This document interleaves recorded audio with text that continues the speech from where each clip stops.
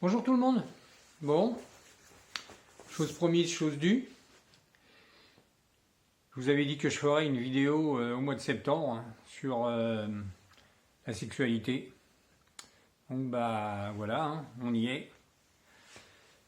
J'ai pas fait de texte, j'ai rien fait, j'ai pas fait de brouillon, j'ai pas fait de préparation, je me suis juste répété un peu ce que j'allais dire. C'est un sujet qui est très très compliqué. Il est très difficile d'en parler, même pour moi aussi, comme je pense pour vous tous. C'est un petit peu la bête noire du cancer de la prostate. Un cancer qui se soigne bien, ok, d'accord, mais par contre qui fait quand même pas mal de dégâts. Et là, ça nous touche dans notre masculinité, dans notre intimité, dans notre orgueil aussi, en quelque sorte, l'orgueil, le fameux orgueil du mal. Et oui. Et là, ça nous touche, ça touche beaucoup, beaucoup de monde. Et il y en a certains qui ont beaucoup plus de mal que d'autres. Et donc, c'est le. Après, je dirais, la peur de la mort, c'est le gros problème du cancer de la prostate. Voilà. Donc, je vais essayer de vous parler de ça. Alors, c'est aussi difficile pour moi d'en parler parce qu'il ne faut peut-être pas oublier non plus, c'est que mes vidéos, elles sont vues des fois par certains amis. C'est rien, le bruit que vous avez entendu, c'était un message. Donc elles sont vues par certains amis, elles peuvent être vues par ma femme, elles peuvent être vues aussi par mes filles qui ont 30 ans passés. Bon, après, ça fait partie de la vie, je veux dire. Par exemple, elles savent bien qu'elles ne sont pas venues, c'est pas une cigogne qui les a apportées devant la porte, pour qu'elles naissent, il a fallu. Elles sont nées d'un acte d'amour, comme qui dirait, n'est-ce pas? Voilà. Donc il faut être réaliste à ce niveau-là. Et puis d'ailleurs, il y a un petit peu la chanson de Michel Sardou qui dit ça.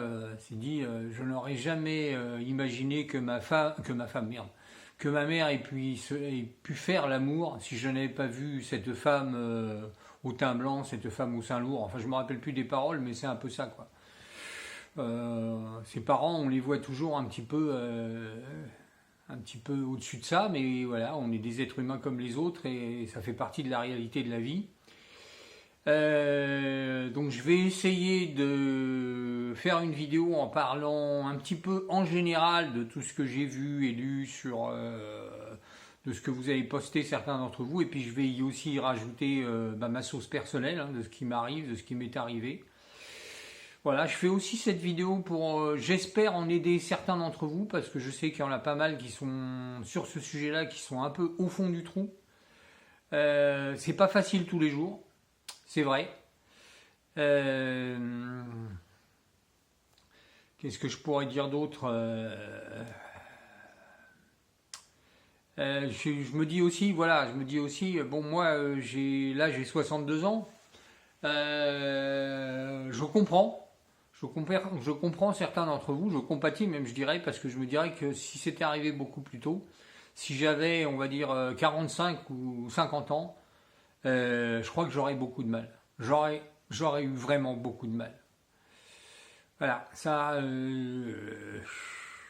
Et pourtant, vous voyez, par exemple, quand j'en ai parlé avec ma femme, par exemple, et elle me dit que oui, mais d'ailleurs, ça, c'est peut-être une petite info quand même qu'il faut savoir pour ceux qui dramatisent par rapport à leur épouse, qui m'a dit que on n'était pas pareil, que les femmes ne réagissent pas pareil que les hommes. Les hommes, ils ont une sorte d'éducation avec une vue sur le sexe, sur les blagues potaches, sur tout ça, sur les trucs un peu graveleux que les femmes n'ont pas déjà. Il y a ça. Et puis, comme elle dit, si on pouvait dire un peu, c'est un peu une métaphore, une blague quand on dit que le deuxième cerveau de l'homme il est un petit peu plus bas, comme elle dit, c'est un peu ça, quoi. On n'est pas. Voilà. Bon, après, moi, c'est vrai que je lui ai répondu et que les femmes ne soient pas portées sur le sexe. Bon, j'ai vécu, j'ai vécu pas mal, même avant d'être avec elle. Je suis pas tout à fait d'accord. Mais bon, chacun sa version des faits. Mais bon, elle me dit que c'est plus supportable, plus vivable pour une femme que pour nous les hommes. Et on a tendance à dramatiser beaucoup, alors que c'est pas de leur côté, c'est pas. Voilà, il y a de l'amour, il y a tout ça, et ça compte énormément. Voilà. Bon, après, je vous ai dit, moi j'ai 62 ans, ma femme va en faire 60, c'est une chose. Si à l'époque où j'en avais 50, elle en aurait eu 30, 50, elle en aurait eu 48, je ne sais pas si elle aurait dit la même chose et si on aurait réagi pareil. Voilà. Bon, avant de commencer tout ça, bon, je sais aussi que c'est un sujet qui n'est pas très abordé, même qu'il l'est pratiquement pas, parce que c'est vrai que pour ça, les youtubeurs, il faut qu'ils remplissent certaines conditions. Hein. Un, il faut être en couple, ah, c'est important. Et puis deux, faut être actif sexuellement parlant, quoi. C'est le deuxième critère. Et puis il faut arriver à en parler. Donc ça fait déjà trois choses qui sont pas faciles. Donc en tout cas, j'ai beau chercher sur le net, à part les Toubib qui vous donnent des informations très médicales, on va dire, j'ai pas vu de malades ou enfin de patients qui ont osé aborder ce sujet. Après, si vous en connaissez, je veux bien que vous me donniez des liens, mais bon. Voilà. Avant toute chose, avant de parler du problème en général, bon, je vais me situer pour bien vous montrer un petit peu comment j'ai géré un peu le problème et ce que ça fait ou pas. Bon, il faut savoir que nous sommes en couple depuis 1988. Donc ça veut dire 36 ans. Donc ça fait 36 ans qu'on est ensemble. On a vécu un amour très passionnel, très fusionnel, très passionnel. Voilà, ça a collé tout de suite entre nous. Alors j'ai eu une vie avant, hein, je vous le dis tout de suite. Hein, j'avais là quand je vous parle de ça, j'avais 25 ans. Ma femme en avait 23. Avant, on avait vécu hein, tous les deux. Hein, j'avais été marié une fois déjà. J'ai connu d'autres femmes, elle a connu d'autres hommes. Bon, bref, voilà. C'était avant. Et puis, on s'est connus. Ça a marché tout de suite. On n'avait pas les mêmes caractères, mais on se complétait pas mal. Et puis, sexuellement parlant, ça a collé. Ça a été une explosion atomique, comme tu dirais. Voilà, ça a été, voilà.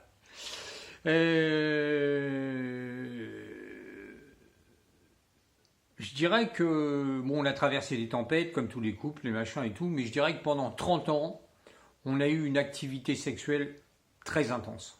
Voilà, c'est comme ça. Alors, je me dis des fois, bon, je sais pas, hein, j'essaie de me caler par rapport à vous, je veux pas passer non plus pour le gros obsédé, mais c'était comme ça, voilà, ça a collé, on aimait ça, enfin bon, bref, voilà, donc pendant une trentaine d'années, on a eu une activité sexuelle très intense, voilà, point barre. Ça s'est un peu ralenti il y a 4-5 ans. Il y a eu la ménopause de ma femme, ça l'a un peu calmé au niveau de la libido, on va dire. Alors c'est pas exceptionnel, hein, parce que j'en ai parlé aussi avec un pote qui me dit que c'est la même chose. Hein, avec sa femme, ça colle toujours, mais ça a un peu baissé à ce niveau-là. Bon, il paraît que des fois c'est le contraire, mais bon, là, voilà. Mais on a continué à avoir des rapports assez régulièrement, moins qu'avant, mais toujours aussi intenses. Hein, voilà. Donc, je dirais que ça, c'était pour vous donner une idée sur ce plan-là, comme quoi tout allait très bien. Voilà. Alors, ensuite est arrivé le fameux crabe. Alors, le fameux crabe, pour moi, ça s'est passé en 2 temps. Puisqu'au début, il m'a été diagnostiqué une hypertrophie bénigne. Voilà, une erreur de mon médecin. Excusez-moi, il y avait une mouche. Voilà, elle revient, je la tue. Donc à cause de cette erreur, j'ai perdu 1 an. Mais pendant cette erreur, les premiers symptômes ont commencé. Donc, alors, il y a des gens parmi vous qui ne vont pas avoir de symptômes. Il y a des gens qui, leur cancer est détecté à cause d'un examen, à cause d'un truc, n'importe, et alors qu'ils n'ont jamais eu de problème. C'est très varié. Il y en a d'autres qui vont avoir, comme moi, des problèmes de miction, et puis ça va s'arrêter là. Et puis il y en a d'autres qui commencent à envahir vraiment, justement, à cause de cette erreur médicale, le cancer a commencé à avancer pas mal. Et là, vous commencez à avoir des problèmes d'ordre sexuel. Vous commencez à avoir des problèmes d'érection. Vous apercevez que ça marche un peu moins bien qu'avant. Et en fin de compte, sur l'année où le cancer s'est étendu peu à peu, vous arrivez au point où ça fonctionne presque plus, quasiment pas. Alors, dans le temps, c'est très progressif. Alors, ce qui fait que vous vous habituez un peu à la situation. Surtout qu'en plus, comme je vous l'ai dit, j'avais une hypertrophie soi-disant, donc je me disais, bon, mon gars, c'est un peu cramé, le truc. Et puis vous vous habituez à avoir des problèmes de miction. Donc si vous savez que ça vous allez mettre un peu plus de temps, quand vous allez pisser, un truc comme ça, et on s'habitue à tout, comme qui dirait, donc vous y habituez. Et au niveau des pratiques sexuelles, vous y habituez aussi. D'ailleurs, j'en ai parlé avec ma femme, je dis voilà, j'ai une hypertrophie, ça va être un peu plus compliqué. Vous pouvez avoir recours aussi aux pilules, aux pilules bleues et tout ça, mais je vous dis tout de suite, ça marche. D'abord, il faut en avoir envie, il ne faut pas stresser, parce que si vous dites que vous n'allez pas y arriver, ça va être pire. Ça ne fait pas des miracles. Voilà, donc faut être en bonne condition, faut être... voilà, vous pouvez, je vous dis, essayer. Après, il y a des méthodes plus radicales, mais bon, on va y venir. Et puis, donc au bout d'un an, donc, vous apprenez qu'effectivement, j'ai appris que j'avais ce putain de cancer, quoi. Donc là, pendant un moment, d'un seul coup, la phase sexuelle, elle passe complètement à côté. Parce que là, c'est votre vie qui est en danger.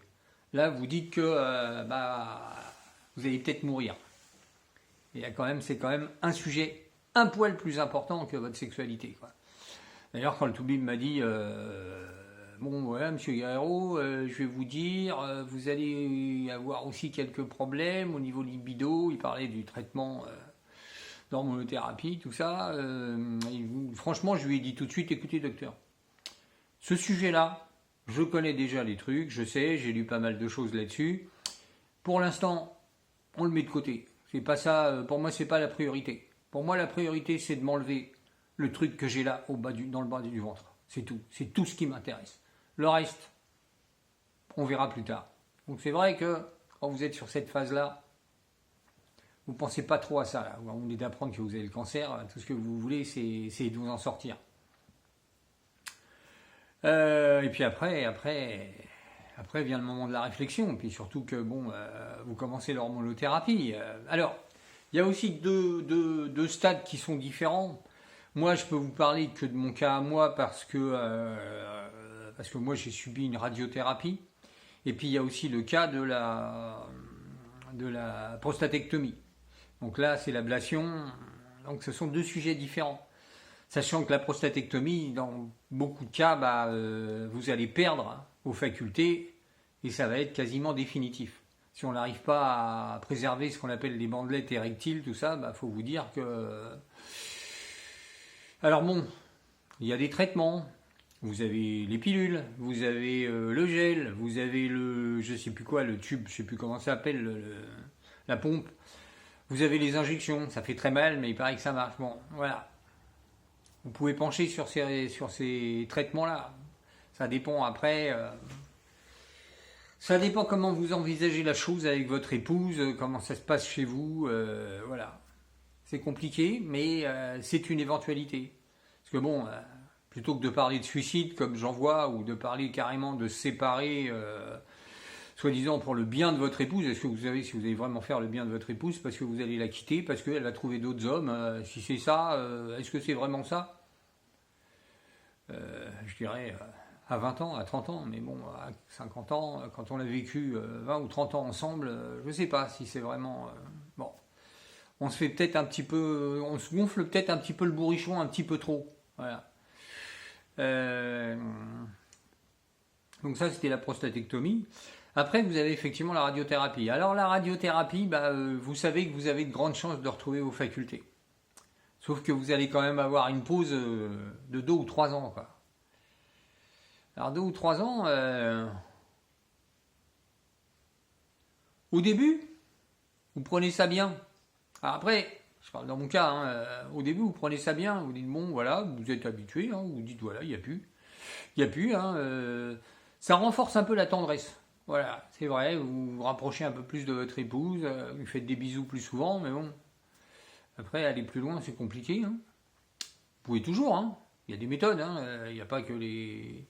Et puis bon, moi je suis quelqu'un qui, je dois avouer, qui fait passer le plaisir de l'autre avant le mien. Donc à la rigueur, voilà, je pourrais, hein, ça serait pas pour moi, mais ce serait pour elle. Mais bon, après, voilà, c'est un choix personnel. Oui, non, c'est vous qui décidez. Bon, comment dire? Je sais pas, c'est tellement compliqué, vous voyez, comme c'est vraiment compliqué comme sujet. Puis surtout, c'est qu'avec le temps, au début, ça a l'air facile comme ça, et puis peu à peu, bah. Alors, il y a aussi autre chose, et on va tomber un petit peu dans ce piège-là aussi, parce qu'on s'en rend pas compte. Je suis un caractère fort. À la base, en principe, quand vous demandez à n'importe qui, bon, j'ai refait ma vie, ça, je ne vais pas vous raconter 3 fois, 4 fois, j'ai refait ma vie 2 fois. Je suis quelqu'un qui est plutôt, qui a beaucoup de volonté quand il s'agit de me tirer d'affaire, quand il s'agit de remonter la pente et tout, voilà. Mais je dirais, on n'est pas en béton, quoi. Les gens pensent que, voilà, bon, non, lui, jamais de la vie, jamais il tombera, jamais ceci, lui, il a un caractère. Il faut pas oublier que vous avez un traitement d'hormonothérapie. Ce traitement d'hormonothérapie vous enlève la testostérone. La testostérone, c'est un truc qui joue sur énormément de choses. Qui joue sur les muscles, qui joue sur les os et qui joue aussi sur le cerveau. Voilà, le fait que vous ayez plus d'hormones, ça va jouer aussi là-dessus. Et vous allez avoir des phases qui vont pas être évidentes, que vous ne pensiez jamais avoir. Voilà. Donc ces phases-là, alors peut-être pas tout le monde, hein, vous allez avoir des phases au bout d'un certain temps, pas tout de suite, mais au bout d'1 an, au bout de 2 ans, ça vous travaille quand même un petit peu et tout. Le cerveau est une machine assez spéciale et qui peut un peu vous orienter. Cette espèce d'état de manque va peut-être vous orienter d'abord par des souvenirs très heureux, et puis ça va peut-être finir par des souvenirs qui vont pas être heureux, qui vont être beaucoup plus durs à supporter. Et comment dire, ça va vous filer des épisodes de bourdon qui vont pas être faciles, quoi. Et au début, je me demandais, parce que j'en ai eu, et je me demandais pourquoi alors que j'en ai jamais, mais je me dis que c'est ça, quoi. C'est ces traitements-là, là, le fait d'avoir ça, ça vous travaille le cerveau, et voilà. Et vous vous retrouvez des fois dans des phases où cet état de manque vous fait revenir sur votre vie, vous fait revenir sur des événements de votre vie, et c'est pas évident du tout. Alors après, vous pouvez aussi demander à votre médecin, hein, vous avez droit à un psy si vous voulez, c'est gratuit. Vous pouvez toujours aller le consulter. Ça peut marcher ou pas, ça peut être intéressant. Moi, j'y pense, hein, je me dis, de toute façon c'est gratos, pourquoi pas. Alors bien sûr, au début je me disais, ouais, le gars qui va avoir un psy, c'est un faible, machin, il a plus rien. Et non, mais non, je pense pas. J'ai changé d'idée là-dessus parce que je me suis dit, je crois qu'en chacun de nous, il y a un capital. Il y a un capital, un peu comme le soleil. Vous voyez, vous avez des gens qui s'exposent au soleil, moi j'en fais partie, bon j'ai une pommade, hein, tant mieux. Mais j'ai vécu longtemps au soleil, et vous avez des gens qui s'exposent beaucoup au soleil, et à un moment, la peau elle va dire stop. On va dire que vous avez épuisé votre capital soleil. Et quand vous en arrivez là, bah, dès que vous vous mettez au soleil, vous avez des boutons, des machins, des trucs, et voilà, vous êtes obligé de mettre de la crème, de vous mettre sous le parasol, c'est terminé le temps où vous mettiez autant que vous voulez sur votre serviette. Je dirais que c'est un petit peu la même chose. Ce qui se passe avec nous, c'est un petit peu la même chose. C'est-à-dire que à force de vous prendre des coups dans la gueule, vous allez arriver à épuiser votre capital coup. Alors vous avez peut-être beaucoup de caractère, vous avez peut-être beaucoup de volonté, mais à force de vous en prendre, entre les aléas de la vie et le cancer qui vient vous mettre la dernière grande baffe, vous arrivez peut-être à l'extrême de votre capital coup dans la gueule, et d'un seul coup, bah, vous devenez beaucoup plus sensible à ce qui se passe, à ce qui s'est passé dans votre vie, à tout ça, et voilà. Voilà, je dirais, donc il faut arriver à sortir un petit peu de... Excusez-moi. Tac, voilà, salut. C'est bon parce qu'en général, c'est pour me vendre des trucs. D'ailleurs, j'aurais dû couper le son, mais bon, c'est pas grave. Alors après, bon, il faut essayer de se trouver il faut essayer de se trouver des palliatifs, enfin des palliatifs, on va pas dire parce que palliatif c'est pas bon comme mot et ça fait tout de suite penser à autre chose. Il faut essayer de se trouver des trucs pour remplacer ces manques, tous les manques que vous apporte le cancer. Bon, moi j'ai choisi de faire du sport, je fais de la musculation. Comme qui dirait, la souffrance pour remplacer le plaisir. C'est une méthode comme une autre. Bon, après, vous avez une certaine satisfaction, hein, ça, voilà, au niveau physique, après, et puis surtout, ça vous fatigue bien. On dit que quand on fait l'amour, on claque 400 calories, bah, je crois que quand on fait 2 heures de musculation, on claque encore plus. Donc, voilà, ça peut peut-être faire passer un petit peu, ça peut peut-être faire passer un peu ces choses-là. Voilà, qu'est-ce que je pourrais vous dire d'autre c'est une mauvaise phase, hein, c'est une mauvaise phase qu'il faut arriver à accepter. Ça fait partie de ce putain de cancer, hein, n'est-ce pas? J'ai pas de remède miracle, hein. J'ai pas de remède miracle là-dessus. Il faut simplement vous dire, pour ceux qui ont eu de la radiothérapie, qu'il faut être patient, qu'il faut attendre que ça va revenir. Je peux pas, hélas, me mettre à la place des gens qui ont eu une prostatectomie. Mais je comprends, rien que pendant ces 2 ou 3 ans, je comprends cette douleur. Je comprends ce que ça peut faire. Après, je vous dis, il faut en parler avec votre épouse parce que ce que nous, on caractérise comme quelque chose de très très grave, hein, peut ne pas l'être tant que ça. Bien sûr, c'est pas évident, c'est pas facile. C'est vrai que moi aussi, quand je lui en parle des fois, elle me dit t'as pensé à moi des fois, mais après quand même elle me fait comprendre que c'est quand même, je vous dis, c'est une femme qui me le dit quand même, qui me dit que c'est quand même moins, que c'est plus supportable que pour elle que pour moi. Elle le pense, elle le dit, voilà, elle dit voilà, et puis bref, et puis bon aussi, bon, ça dépend de votre activité, ça dépend de votre âge, il y a plein de choses, mais voilà. Mais quand j'entends parler de suicide, de séparation, de trucs comme ça, bon, ça me désole un peu, quoi. Je sais que bon, c'est pas facile, mais ça me désole de voir que des gens craquent à ce point-là, ils peuvent aller aussi loin. Parce que n'oubliez pas en plus que si vous craquez sur ce sujet-là, je l'ai déjà dit, mais bon, vous allez favoriser votre cancer. Vous allez le favoriser parce que si vous commencez à déprimer, si vous commencez à vous foutre au fond du trou à cause de ça, vous allez le rappeler, vous allez lui faire des signes et dire coucou, je suis là, ça va pas du tout, alors si tu veux revenir, voilà, parce qu'il y en a, j'en ai vu qui en étaient presque à souhaiter que ce putain de cancer revienne alors qu'ils sont en plein traitement. Faut pas penser ça, faut pas penser des choses comme ça. Voilà. Et je vous le dis parce que moi aussi j'y ai pensé. Donc j'ai eu des phases, et puis c'est passé, et, voilà, et ça reviendra pas. Voilà. En tout cas, c'est ce que je pense, c'est ce que il faut s'en convaincre. Il faut s'en convaincre que ça ne reviendra pas et que vous allez guérir de que ça vous tuera pas, que ce putain de cancer vous tuera pas. Voilà.